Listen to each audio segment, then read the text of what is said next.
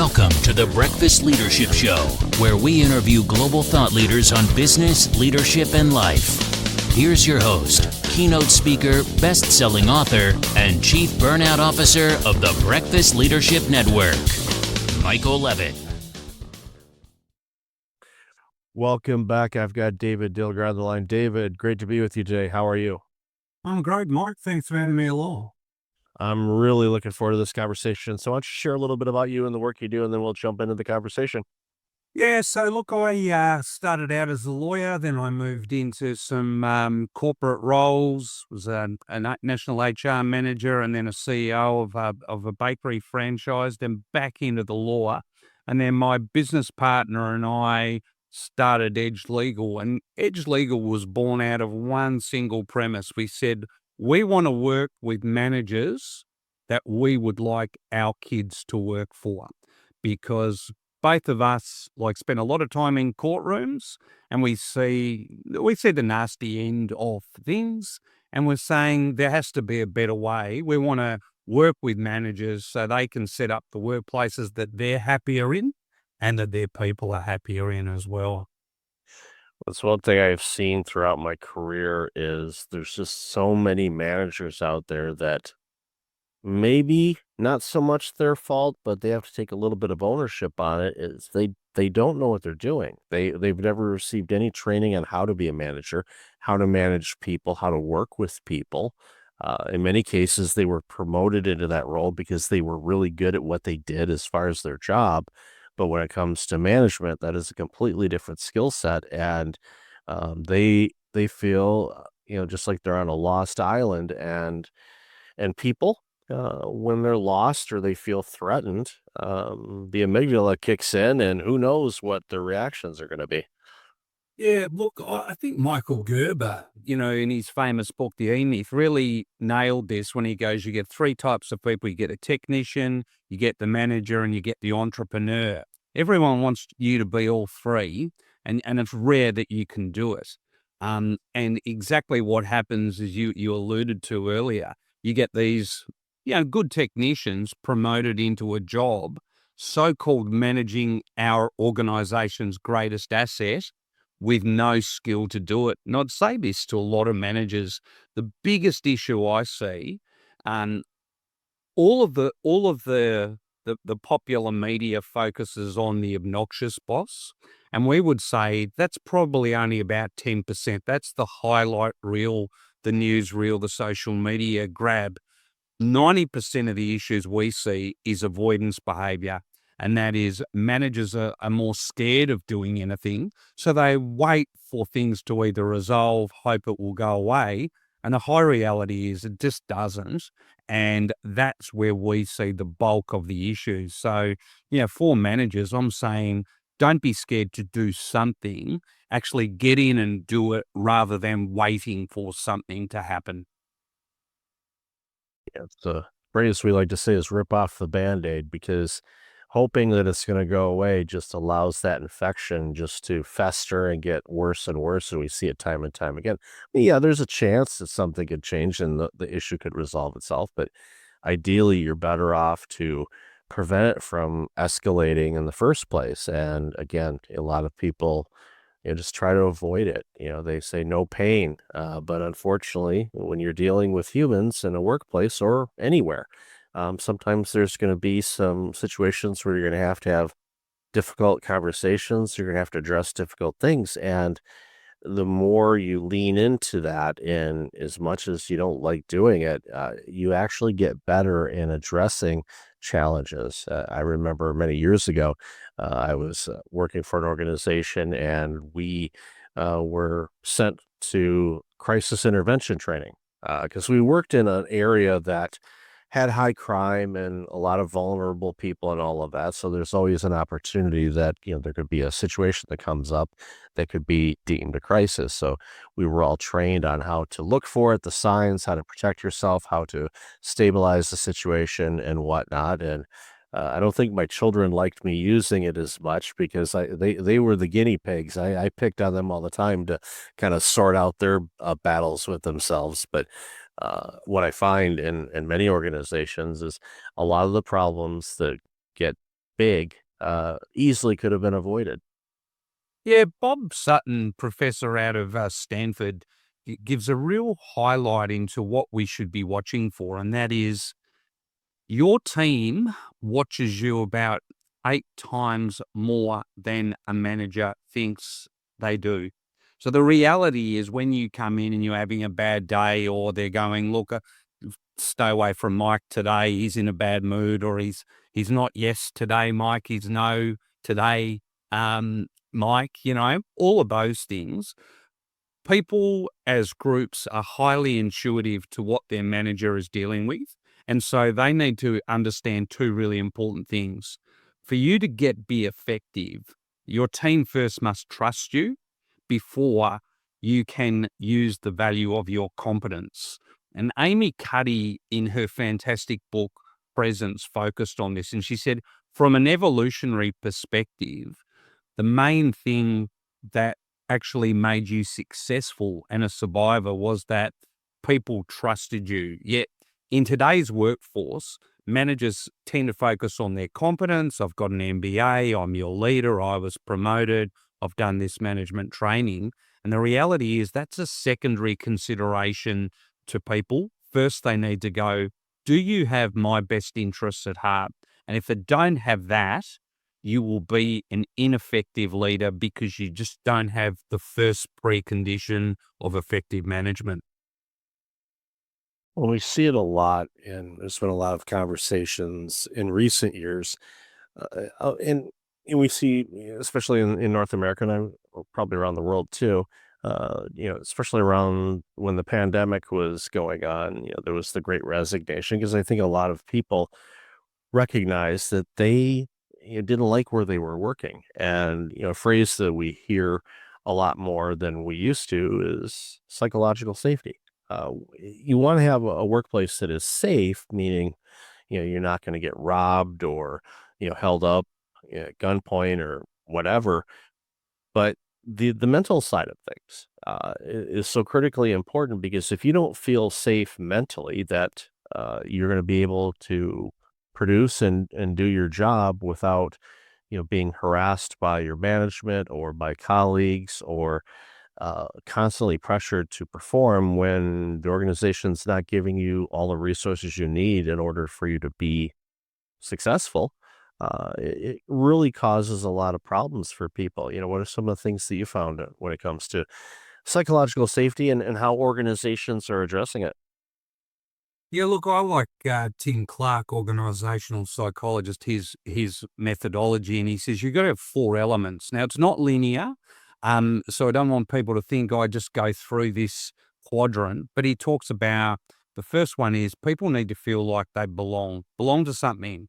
That is, they don't need to feel like they're besties with everyone, but they do need to feel they belong, they identify with the organization, with the department, with the work group. The second one, you got to think about mistakes are okay. Now, you got all the work by Carol Dweck regarding, fixed mindset, growth mindset, all of that sort of stuff. And in a growth mindset, you go, we can recover from a mistake. In a fixed mindset, you treat it as misconduct and not as a performance issue. And basically then what you end up with is employees avoiding making mistakes, so then they avoid doing, rather than people saying, you know what, if we make a mistake, we'll fix it. I trust myself as a manager that I have the competency to get you over the line, and that will then flow on through the business. The third one is contributor safety. And I like Australian cricket coach John Buchanan talked about, you just got to look to how do the teams work? You look to the left of you and you look to the right and you go, can I trust that person will do their job? And can I trust that person to do their job? And vice versa. Now the reality with that, if you are going, oh, gee, I've got to work with Mick and, I'll have to stay up, do overtime. I'll have to double check things. That's the type of thing that goes, I don't trust my teammates, and vice versa. Someone's not trusting you. That will damage psychological safety. And then the fourth one is challenger safety. Sometimes everyone says, oh, we welcome your feedback. But really, does your organization allow you to put your hand up and say, wrong way, go back? Or are you going to be that criticized for that being that whistleblower or the person who sticks their head above the parapet? You get all of those four in various sort of iterations. That's the basic way of heading towards psychological safety. But you've got to train your managers to deliver that. None of that just happens by, serendipity. It just, it's one of those things you've really got to work at. And that's why you've got to start measuring it and start looking at it. We've been really great at doing physical safety.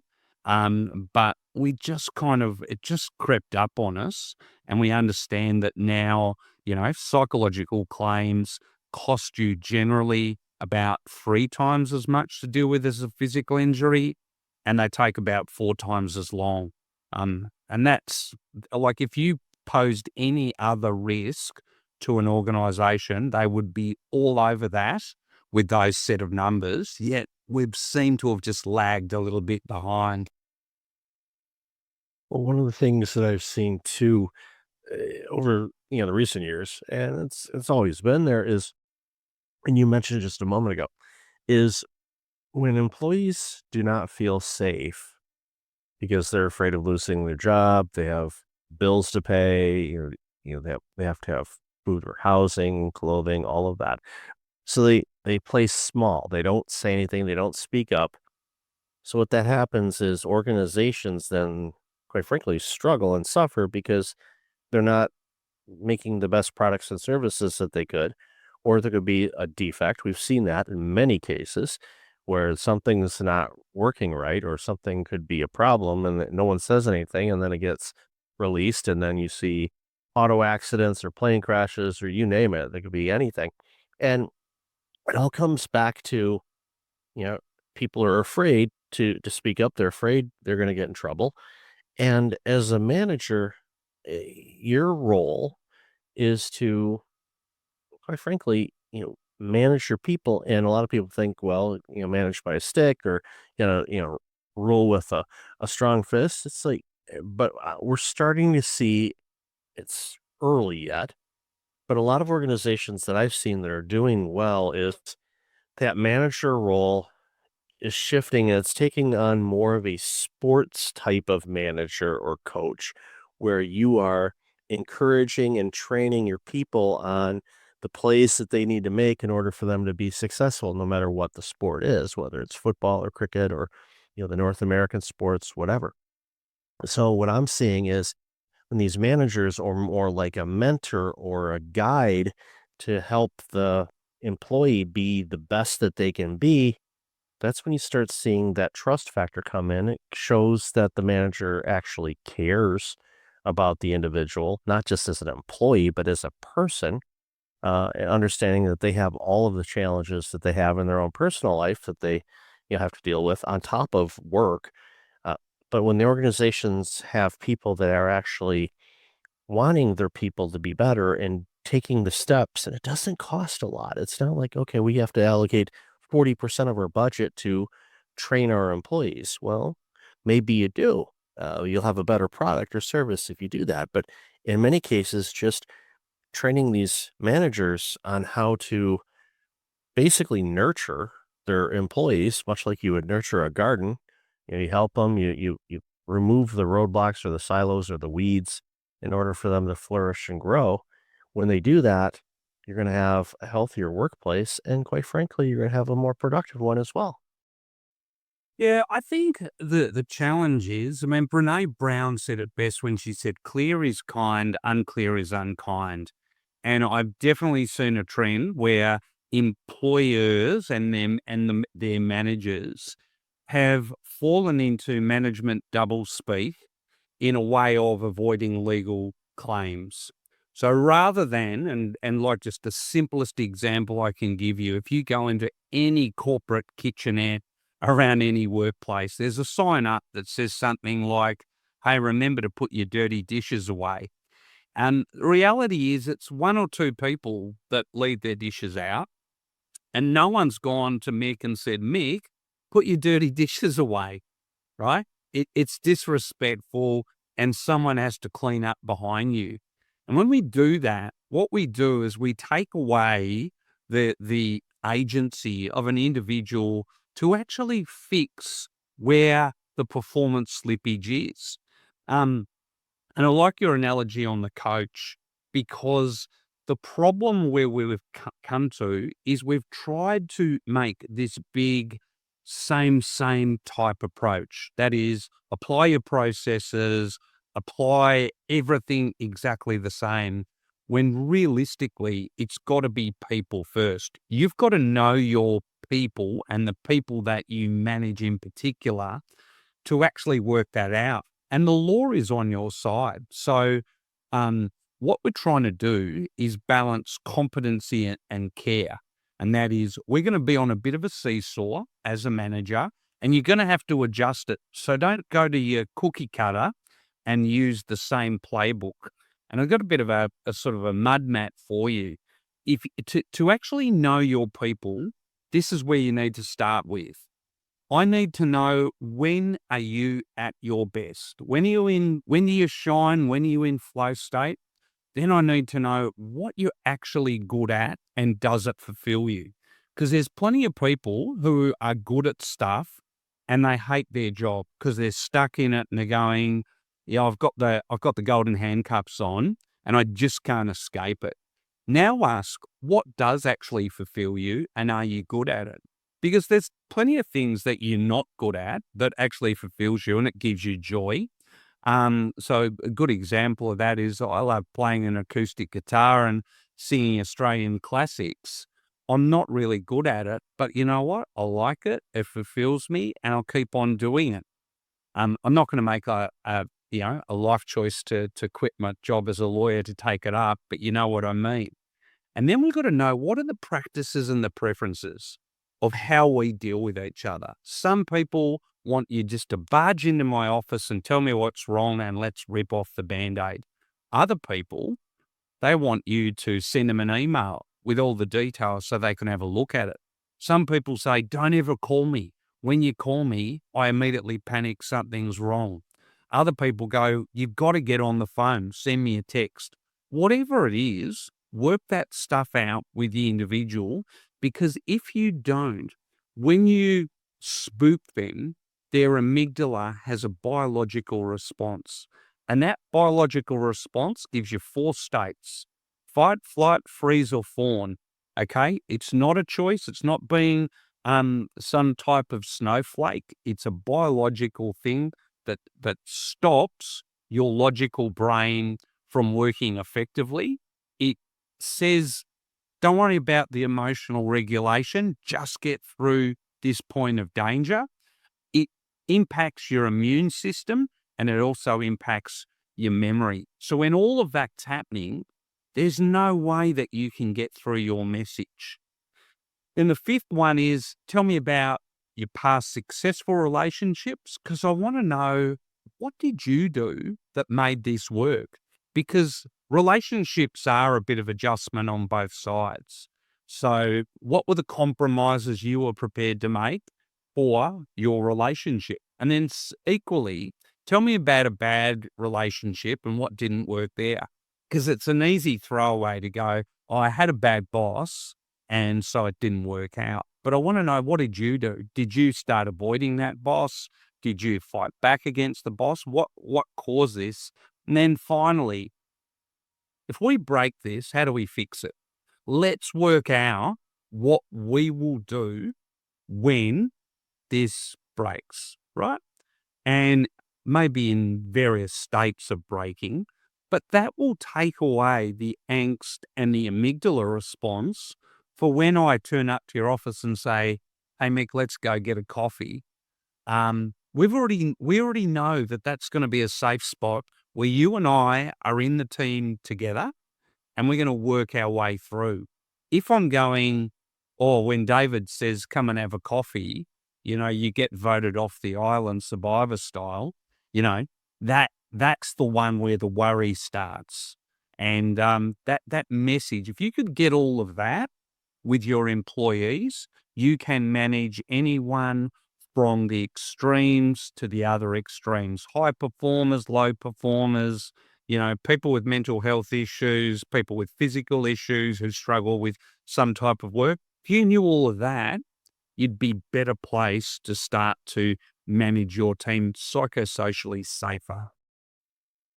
Yeah, I love how you mentioned, the voting off the island component of it, because that brings up a challenge that we see in a lot of organizations is, when it's time to say goodbye to, an employee for whatever reasons, and you obviously being in the legal field, see this all the time where organizations really do a bad job in how they handle the termination of an employee.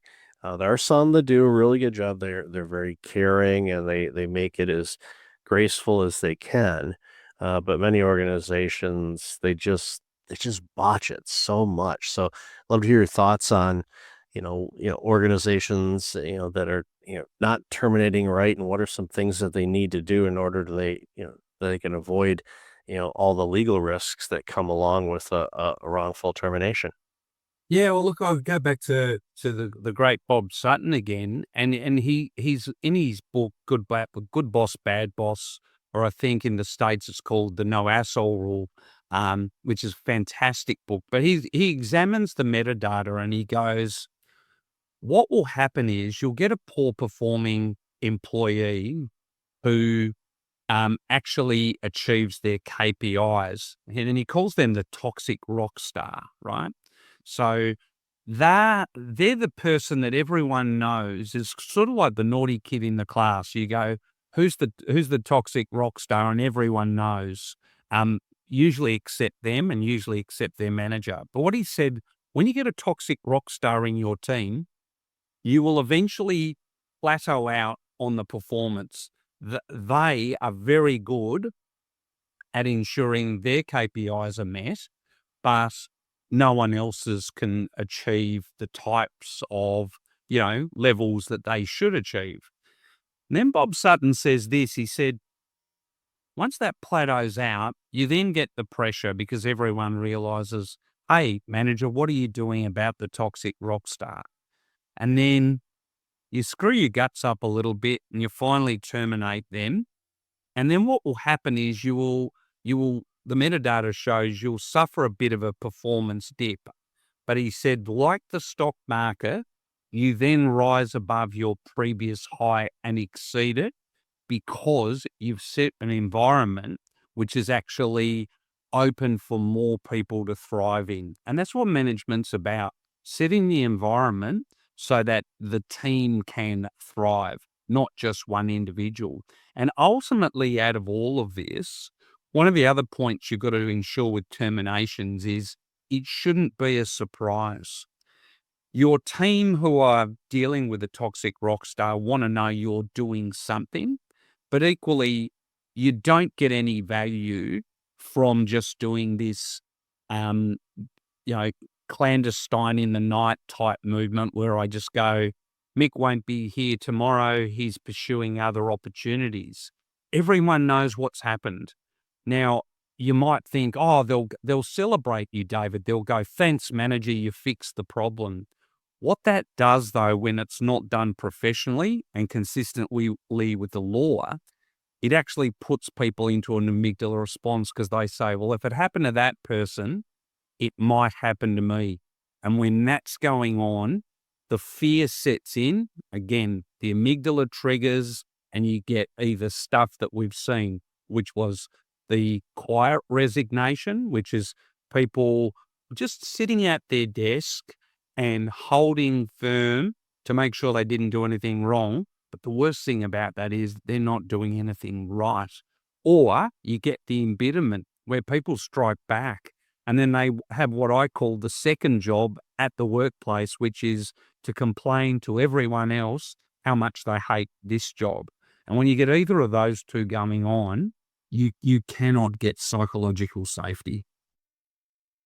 And we see way too many organizations suffering from that. And, hopefully one day we won't, but a realist, and, we're always going to be challenged with these things, which is why It's important to have people like you in this world to help organizations navigate it. So, love this conversation, David. Where can people find out more about you and this amazing work you're doing? Probably the easiest way, you can find me on our website, which is www.edgelegal.com.au, or just look me up on LinkedIn. I normally write articles about managing this type of thing, and got some tips and trends for managers to look out for. So I'd love people to look me up.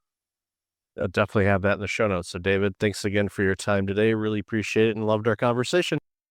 Thank you. Thanks for having me.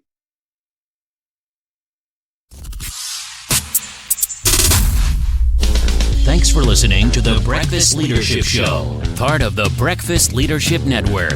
Visit breakfastleadership.com for tips on empowering your business and your life.